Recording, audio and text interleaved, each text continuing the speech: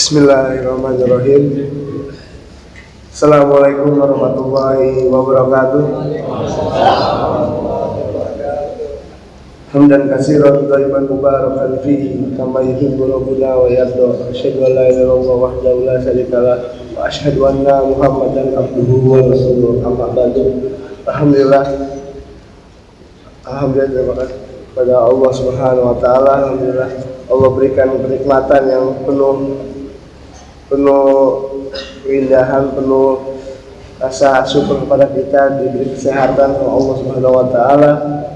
Dan apabila kita menghitungnya dengan akumulasikan nikmat-nikmat Allah, kita tidak akan bisa menghitungnya dengan cara apapun. Salawat serta salam kita curahkan kepada Nabi kita Muhammad sallallahu alaihi wasallam serta keluarganya, sahabatnya, tabi'in-tabi'innya hingga istiqomah hingga akhir zaman nanti. Alhamdulillah, terima kasih untuk jamaah-jamaah dari An-Nur.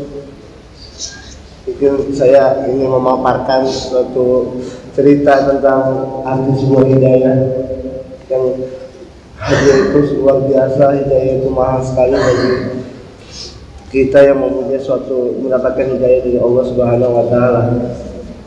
Alhamdulillah, terima kasih dari DKM semua yang menyelenggarakan Peduli Syam ini luar biasa. Saya juga kemarin lihat video tentang Syam, subhanallah.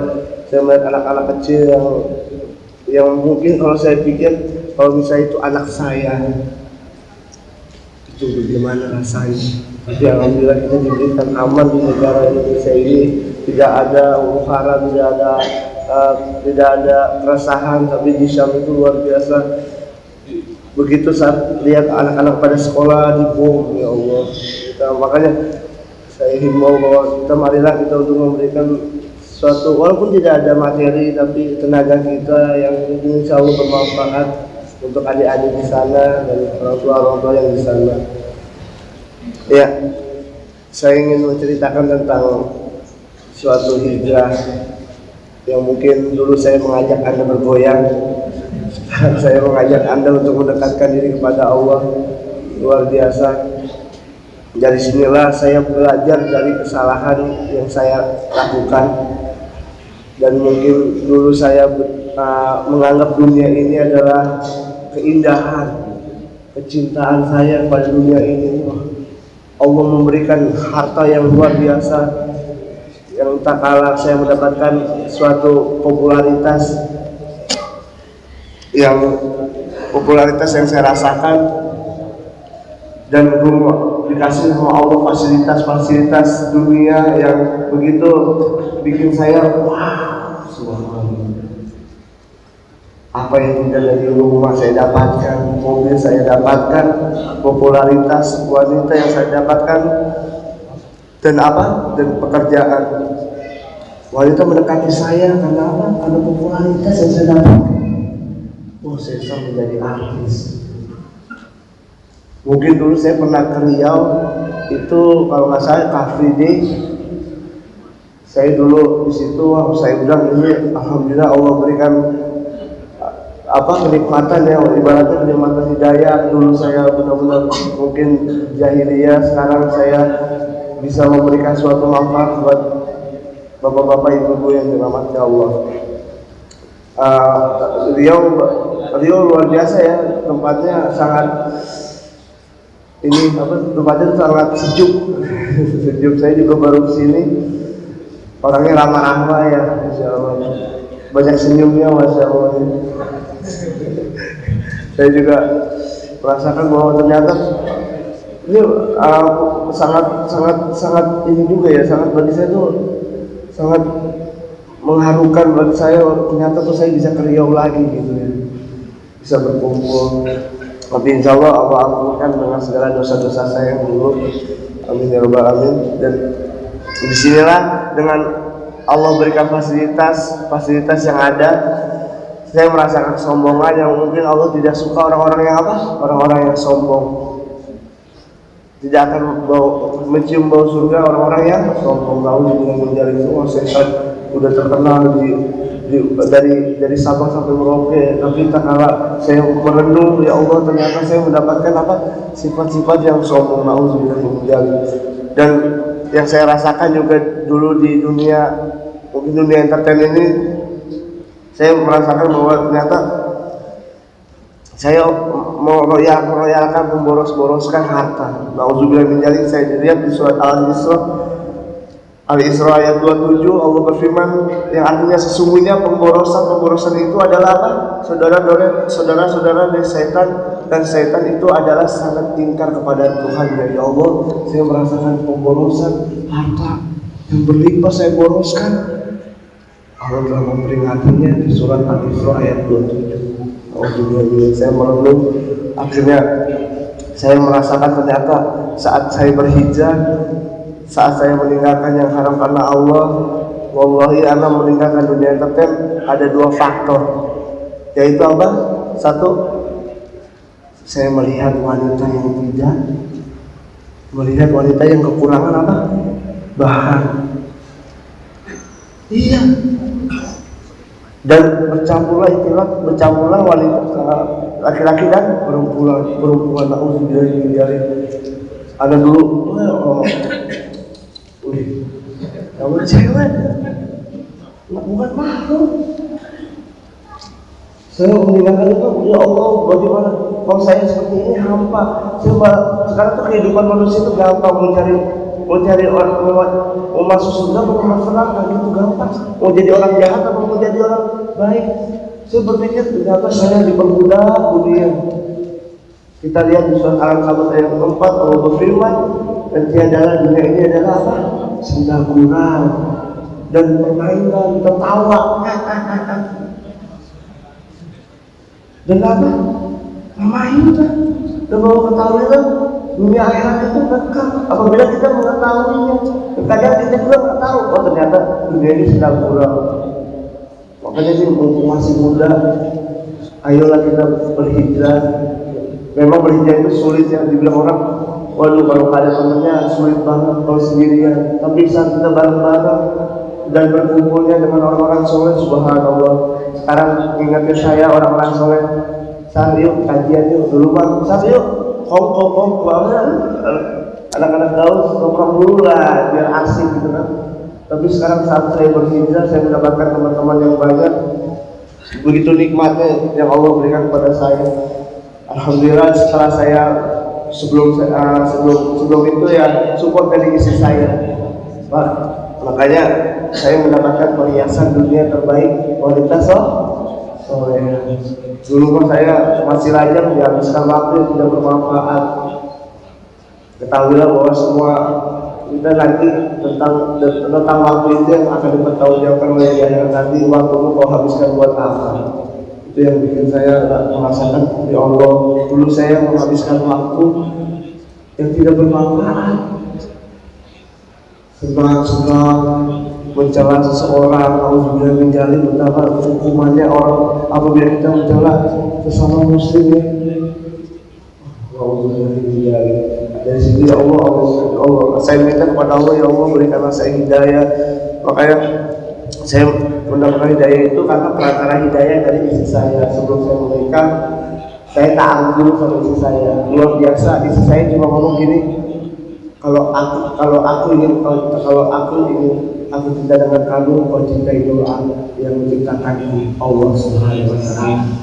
Subhanallah, ini wanita kamu dipegang, nggak boleh sentuh. Saya kan sombong banget, belum berhijab. Tinggalin terus ngomong, tapi dia bilang kalau aku yang mencintaimu, kau cintai dulu yang menciptakan Allah Subhanahu wa Ta'ala. Saya mencari bagaimana untuk saya biar Allah mencintai saya cari. Dia ngasih tahu setiap hari dengan dipet di Instagram, dia ngasih tahu tentang Islam, subhanallah. Dari situlah saya, karena istri saya adalah janda anak satu, umurnya 31, saya 25. Pada ketawa sih, saya masih muda ya, masih ya.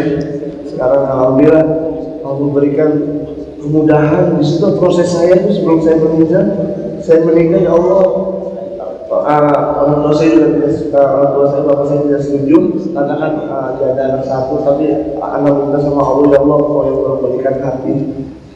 Akhirnya subhanallah mendengarkan doa saya, bapak saya menyetujui, akhirnya saya menikah. Alhamdulillah di situ proses dari saya menikah.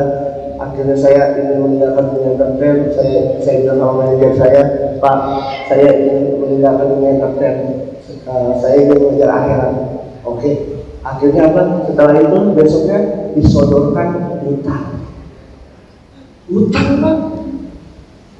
Yang orang ribu-ribu sekali dolar bisa berapa juta.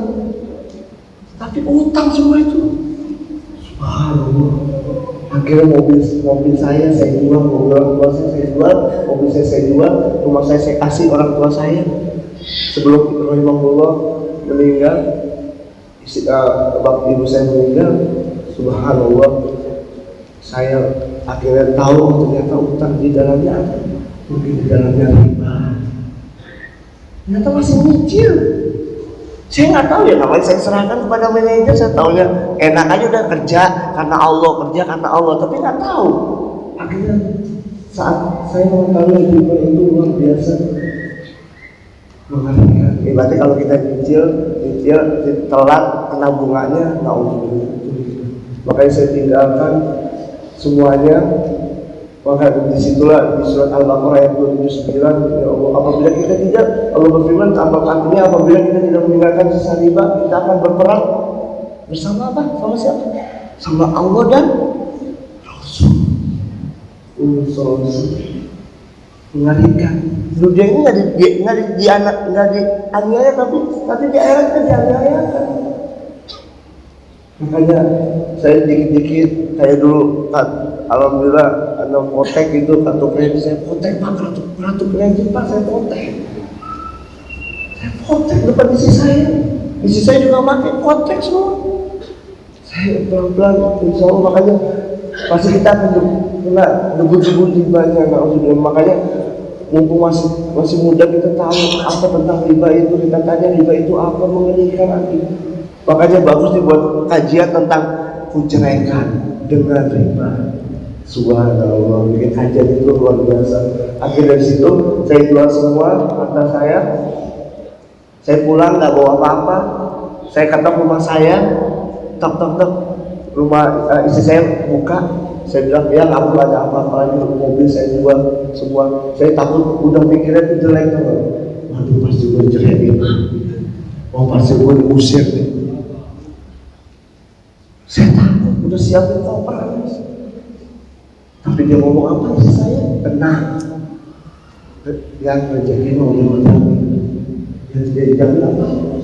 Amal soleh kita. Kita nanti bawa apa yang dapat Allah? Apakah cuma dosa yang kita hadapkan kepada Allah? Saya perlu istri saya. Subhanallah. Makanya dari kejadian ini lambat laun saya tinggalkan, saya harapkan Allah ganti. Apa Allah ganti? Alhamdulillah saya berniaga di jalan Allah Subhanahu wa ta'ala, berdagang. Jadi siapa yang dagang? Gak ada yang dagang ya? Karena kenapa? Penghasilan baik. Itulah para pedagang. Saya sisihkan Pak, sekarang saya jual apa? Jual kuliner, tahu joget di Jakarta, kaos dakwah. Nanti lihat aja di Instagram @kaos_kaisar, promosi, maaf ya. Nggak apa-apa ya, itu senang saya, maksudnya saya juga kayak itu kalau lihat di Instagram @kaos_kaisar, CAISAR.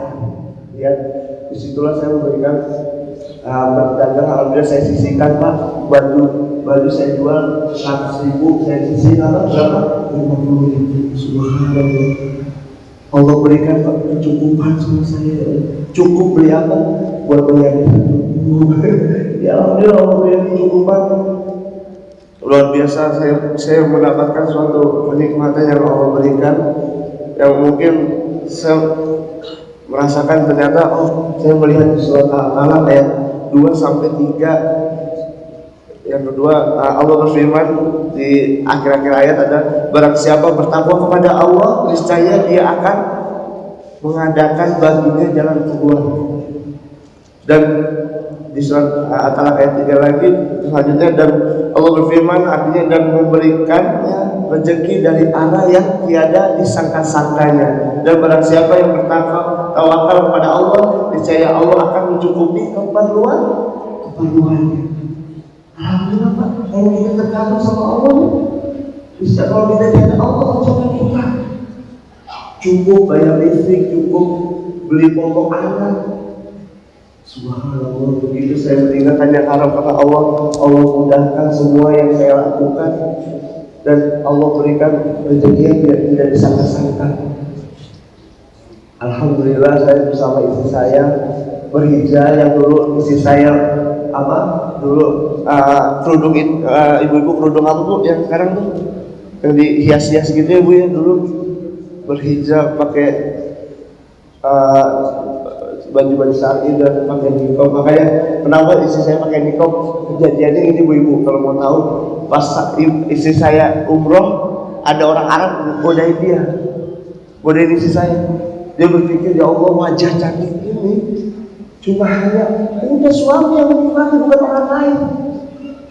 Subhanallah, tutup dia ngomong. Tadi saya nggak tunjukkan, takutnya kan itu bilang anda udah jangan. Kalau kamu istiqomah, ya Allah, dia istiqomah. Alhamdulillah, dengan itulah makanya kejadian-kejadian luar biasa yang bikin tamparan buat istri saya itu dari kehidupan yang saya rasakan sama istri saya. Subhanallah, begitu nikmatnya. Dulunya saya berpikir, ya Allah, gimana nih saya bayar cicilan, tapi saat saya berhijrah, saya meninggalkan yang haram karena Allah mudahkan. Ya mungkin orang mikir, sejak enak ya, sekarang baru dulu hidupnya enak, mempunyai fasilitas yang banyak, tapi hakikatnya itu tidak bahagia. Hakikatnya itu tidak bahagia.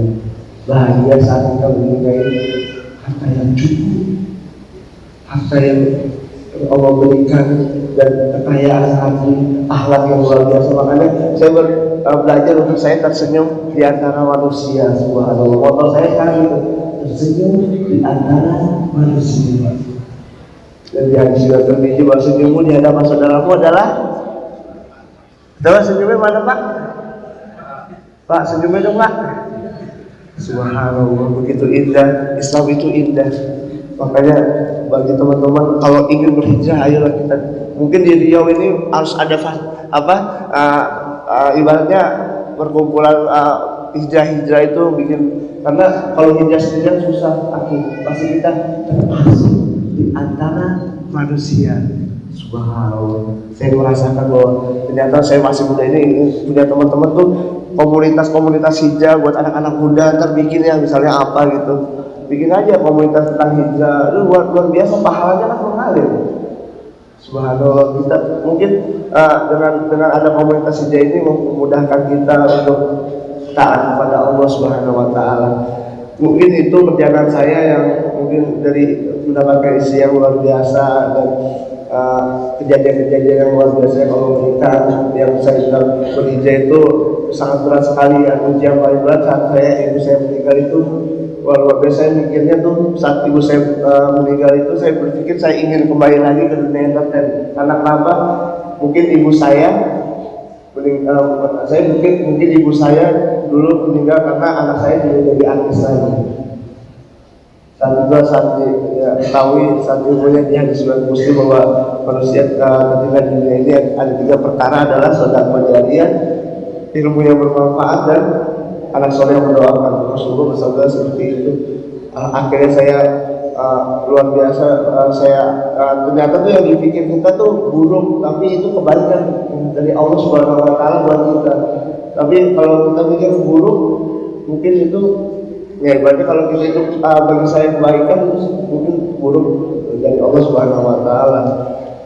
Itu yang saya rasakan di hidup ini, nikmat sekali saat kerja. Dan alhamdulillah saya menjadi orang yang selalu taat kepada Allah. Doakan saya, bapak-bapak, ibu-ibu yang dirahmati Allah, semoga saya istiqomah di jalan Allah Subhanahu wa Ta'ala.